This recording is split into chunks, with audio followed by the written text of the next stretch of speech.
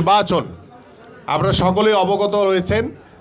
আমরা আপনাদের উপরে ওই যে আওয়ামী লীগ কী করছে, জোর করে আওয়ামীকরণ করার চেষ্টা করেছে, সবাইকে বাধ্য করেছে আওয়ামী লীগ করতে হবে, করছে না গত 17 বছর। কিন্তু আমরা কিন্তু এটা বলবো না, আমরা এটা বলবো না।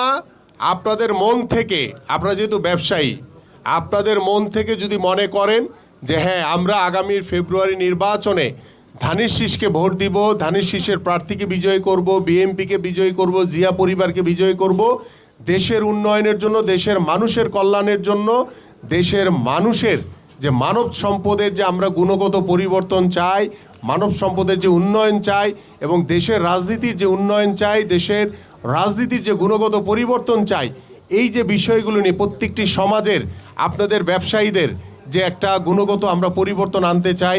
আপনারা যাতে সুন্দরভাবে ব্যবসা করেন, আপনাদের যাতে কোনো রকম কোনো চাঁদাবাজ, কোনো লুটতরাজ বা কোনো কারো মানে বিষয় যাতে আপনার কোনো ক্ষতিগ্রস্ত না হন, সেই বিষয়গুলো কিন্তু আমরা শতভাগ দায়িত্ব নিয়ে আপনাদেরকে নিশ্চিত করব যে আমরা প্রত্যেকটি বাজার হবে চাঁদাবাজ মুক্ত, প্রত্যেকটি বাজার হবে কোনো বিশৃঙ্খলা থাকবে না। সেখানে আপনারা সহনশীলভাবে ব্যবসা করবেন, আপনারা সুন্দরভাবে ক্রেতাদেরকে আপনারা ভালো জিনিসটা দিবেন, এটা আপনাদের কাছে চাই।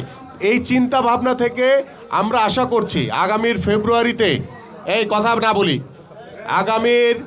আগামীর ফেব্রুয়ারিতে যে নির্বাচন হবে সেই নির্বাচনে আল্লাহর রহমতে আপনাদের ভোটে, দেশের সাধারণ মানুষের ভোটে বাংলাদেশ জাতীয়তাবাদী দল বিএনপি নির্বাচিত হলে, এবং এখানে আমার ঢাকা 16 আসনের ভোটার রয়েছেন অনেকে, এই পল্লবী এবং রূপনগরের এবং আশেপাশে অনেক এলাকার ভোটাররা রয়েছেন।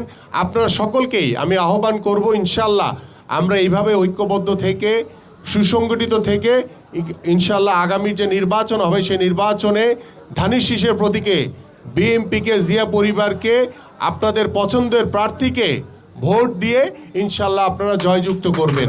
এবং আমি আপনাদেরকে আশ্বস্ত করতে চাই যে প্রত্যেকটি বাজার হবে চাঁদাবাজ মুক্ত, প্রত্যেকটি বাজার হবে অত্যন্ত সুন্দর শৃঙ্খলাবদ্ধ একটি বাজার। সেই বিষয়ে আপনাদের সাথে বসে আলোচনা করে, এখন হয়তো বা পারবো না করতে, আগামী নির্বাচনের পরে আপনাদের সাথে ইনশাল্লাহ আবার বসবো, আবার কথা হবে প্রত্যেকটি বাজারকে কিভাবে একটি শৃঙ্খলার ভিতরে আনা যায়। এবং ওই যে আমাদের এক ভাই বলেছে যে পাকা করা দরকার, উপরে শেড দরকার, এই বিষয়গুলো পরবর্তীতে আপনাদেরকে স্থায়ীভাবে বরাদ্দর মাধ্যমে কিভাবে সুন্দরভাবে যাতে আপনারা স্থায়ীভাবে ব্যবসাটা করতে পারেন সেই ব্যবস্থা ইনশাল্লাহ আমরা করব আগামীতে। এই জন্য আমি আবারও বলছি যে আমরা কোনো চাঁদাবাজ, দখলদার, লুটতরাজ, কোনো সন্ত্রাসীকে কোনোভাবেই প্রশ্রয় দিব না। সেই বিষয়ে আমরা জিরো টলারেন্স। আমরা যাকে পাবো, যেই অন্যায় করবে, বিশৃঙ্খলা করবে, তাকে আমরা আইনের আওতায় এনে তার বিচার করা হবে। আমরা সেই জায়গাতে কাউকে ছাড় দিব না। এবং আমি আপনাদেরকে আশ্বস্ত করছি, আপনারা যদি এইভাবে ঐক্যবদ্ধ থাকেন, কোনো বিশৃঙ্খলাকারী, কোনো চাঁদাবাজ আপনাদের কোনো কিছুই করতে পারবে না, কোনো ক্ষতি করতে পারবে না ইনশাল্লাহ। এবং আমি আপনাদের পাশে রয়েছি, পাশে থাকবো ইনশাল্লাহ।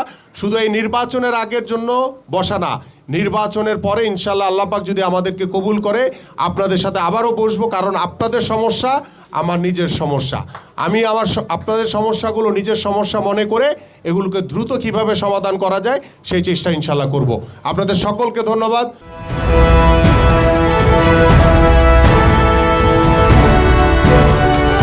জনতা টিভি, জনগণের আয়না।